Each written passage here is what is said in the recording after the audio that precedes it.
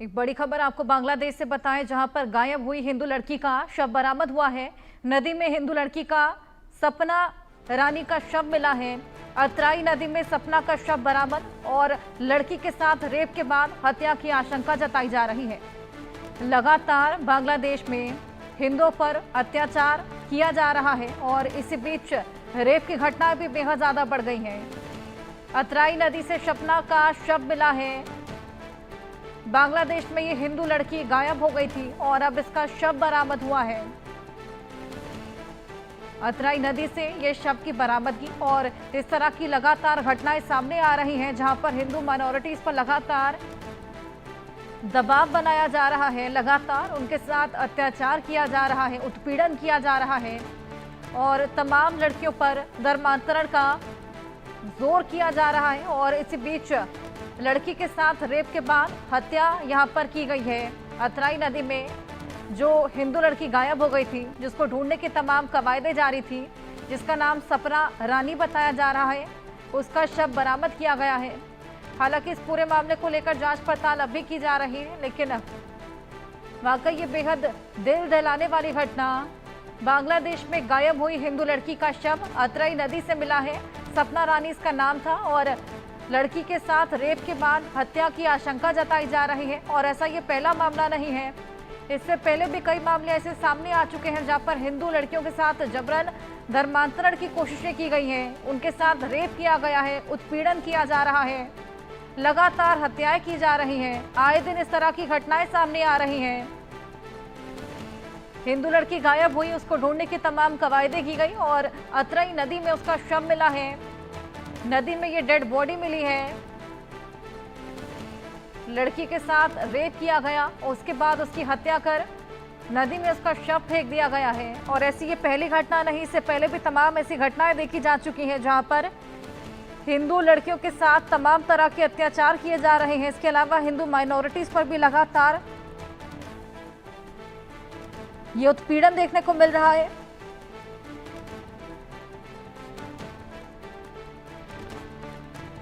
अतराई नदी में लड़की को रेप कर हत्या कर उसका शव फेंक दिया गया और इस तरह की घटनाएं लगातार बांग्लादेश से सामने आ रही हैं, जहां पर आगामी चुनाव है और वहां पर क्राइम रेट, कट्टरपंथियों का आतंक चरम पर है और कोई कानून व्यवस्था वहां पर नजर नहीं आ रही। बिल्कुल चरमराई हुई वहां की कानून व्यवस्था, क्योंकि आए दिन इस तरह की घटनाएं सामने आ रही हैं। कोई भी नहीं है जो कि हिंदू माइनॉरिटीज के लिए आवाज बुलंद करे।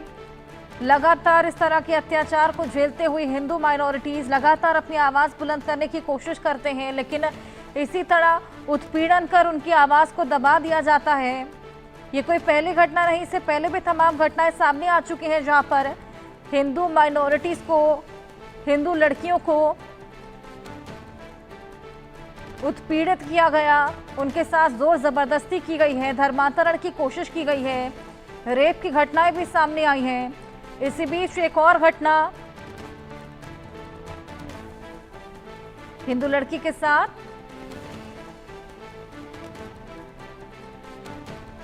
अतराई नदी में उसका शव मिला है। जिस तरीके से रेप और हत्या की घटना को अंजाम दिया गया है,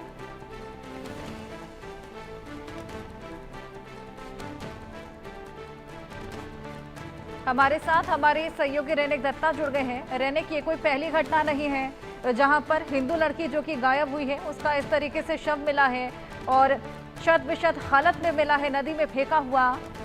और यहां पर आशंका जताई जा रही है कि पहले रेप किया गया, फिर हत्या। कौन हिंदू माइनॉरिटीज के लिए आवाज बुलंद करने वाला है? क्यों वहां की व्यवस्थाएं बिल्कुल चरमराई हुई नजर आ रही हैं? रहा है उतना ही बांग्लादेश पे जो माइनॉरिटीज है उनका सुरक्षा को लेकर सवाल पैदा हो रहा है, क्योंकि इंटरिम गवर्नमेंट फॉर्म होने के बाद से अगर देखा जाए तो लगातार हिंदू जो महिला है उनको टारगेट किया जा रहा है। लगातार जो माइनॉरिटीज है उनका सुरक्षा को लेकर सवाल पैदा हो रहा है। ये जो तस्वीर हम लोग दिखा रहे हैं, ये तस्वीर राधारमण दास जो कि इस्कॉन का प्रवक्ता है उनकी तरफ से सोशल मीडिया में पोस्ट किया गया है। उनकी तरफ से सोशल मीडिया में पोस्ट करते हुए उन्होंने इन्होंने एक सवाल पैदा किया है कि इनके ये जो तस्वीर, ये सपना रानी दास, इनके लिए कोई प्रोटेस्ट होगा? क्योंकि अगर भारत पे कोई नारी के ऊपर किसी भी तरीके का जुल्म हो, उसको लेकर भारत का जो लोग वो प्रोटेस्ट पे उतर जाते हैं। मगर ये बांग्लादेश का एक हिंदू महिला है जिसको रेप करके, जिसको नदी में फेंक दिया जाता है, जिसको रेप करके हत्या करके अथई नदी में बह दिया जाता है, तो उनके लिए कोई प्रोटेस्ट होगा? उनके लिए कोई कैंडल मार्च होगा? इस तरीके का सवाल इसका प्रवक्ता राधारमण दास की तरफ से उठाया गया है। दूसरी तरफ अगर देखा जाए तो बांग्लादेश में जो माइनॉरिटीज है उनका सुरक्षा को लेकर इसके पहले भी सवाल पैदा हुआ था। बांग्लादेश का जो माइनॉरिटी मानवाधिकार कांग्रेस है, उनके तरफ से सवाल पैदा किया गया था, उनके तरफ से एक स्टैट दिया गया था, जिस स्टैट के मुताबिक पिछले एक महीने में करीब 342 ऐसे केसेस दर्ज हुए हैं जिसमें हिंदू महिला के साथ दुष्कर्म का घटना सामने आया है, जिसमें करीब 85% के ऊपर ऐसा घटना है जिसमें 17 साल के नीचे का महिला लड़की के साथ बलात्कार का घटना सामने आया है, मॉलेस्टेशन का घटना सामने आया है। यानी बांग्लादेश का परिस्थिति आप देखिए, बांग्लादेश से जो आंकड़ा उठ के सामने आ रहा है उसमें साफ नजर आएगा कि मोहम्मद यूनिस का जो इंटरिम गवर्नमेंट वो कितना बड़ा फेलियर है। क्योंकि मोहम्मद यूनिस का इंटरिम गवर्नमेंट फॉर्म होने के बाद से देखा जाए तो दिसंबर महीने, यानी पिछले साल दिसंबर महीने तक करीब 1500 ऐसे केसेस दर्ज हुए थे जिसमें हिंदुओं के साथ हिंदू जो परिवार है वो इफेक्टेड हुए थे। यानी हिंदू जो परिवार है वो बांग्लादेश में रहते हुए भी डरे हुए हैं। और बहुत सारे ऐसे महिलाओं के साथ हम लोग बातचीत किए थे जिसपे एकदम स्पष्ट हो गया था कि वो लोग बांग्लादेश छोड़ के भारत भाग के आ रहे थे, क्योंकि वो लोग बांग्लादेश में रहने पर डर रहे थे, क्योंकि उनको धमकियां दिया जा रहा था कि घर में घुस के उनके साथ बलात्कार किया जाएगा, घर में घुस के उसके साथ दुष्कर्म किया जाएगा, उनको बात मानना पड़ेगा। इस तरीके का जो ये घटना भी सामने आया था। और अभी जितना दिन जा रहा है उतना ही दिखाई दे रहा है कि बांग्लादेश का जो परिस्थिति वो बहुत ही बुरा से और भी बेहतर होते जा रहा है, क्योंकि बांग्लादेश में जो माइनॉरिटीज है, माइनॉरिटीज के ऊपर लगातार जो अत्याचार, लगातार जो कार्यक्रम वो देखने को मिल रहा है बांग्लादेश में। बांग्लादेश का अगर जनवरी महीने से लेकर ये अगस्त महीने तक बात किया जाए तो इसमें एक चीज देखने को मिलेगा कि मोहम्मद यूनिस की तरफ से लगातार वादा किया गया है कि माइनॉरिटीज का सुरक्षा देना बांग्लादेश का इंटरिम गवर्नमेंट का काम है, मगर ये वादा पूरा नहीं हुआ है। बांग्लादेश में जितना भी टाइम में इंटरिम गवर्नमेंट की तरफ से कहा गया है कि माइनॉरिटीज सुरक्षित है, हिंदू महिला का सुरक्षा बांग्लादेश का गवर्नमेंट की तरफ से किया जा रहा है, मगर दूसरी तरफ अगर देखा जाए तो बांग्लादेश में अभी तक जो माइनॉरिटीज है उनको सुरक्षा देने का इंतजाम बांग्लादेश गवर्नमेंट की तरफ से हो या बांग्लादेश पुलिस की तरफ से नहीं किया गया है। बांग्लादेश में हर एक महीने में करीब 300 के ऊपर महिलाओं के साथ बलात्कार का घटना, मॉलेस्टेशन का घटना जैसे घटना दर्ज हो रहा है। ऐसा रिपोर्ट भारत का कोई एजेंसी नहीं दे रहा है, ये रिपोर्ट दिया जा रहा है बांग्लादेश का जो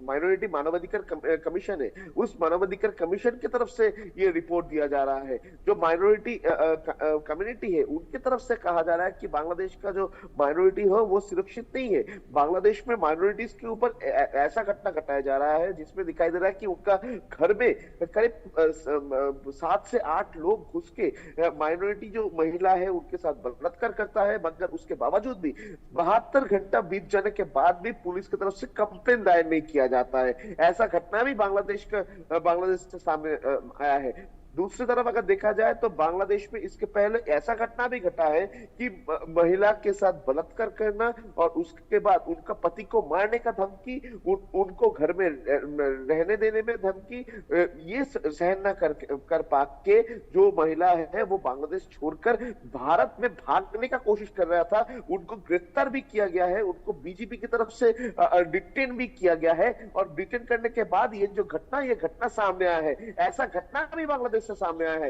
मगर उसके बावजूद भी इंटरिम गवर्नमेंट की तरफ से पुख्ता कोई बंदोबस्त नहीं किया जा रहा है जिसमें माइनॉरिटीज का सुरक्षा का इंतजाम किया जाए। अगर बांग्लादेश का बात किया जाए तो इसमें लगातार आपको एक ही चीज दिखेगा कि इंटरिम गवर्नमेंट फॉर्म होने के बाद से इंटरिम गवर्नमेंट सिर्फ और सिर्फ कट्टरपंथियों के लिए सपोर्ट किया है, कट्टरपंथियों के लिए बात किया है, कट्टरपंथियों को बैक सपोर्ट दिया है, कट्टरपंथियों के खिलाफ में बिल्कुल कोई रैनिक, कार्रवाई वाकई इंटरिम गवर्नमेंट हिंदू माइनॉरिटीज के लिए से बेहद नहीं चिंता किया की गया बात है।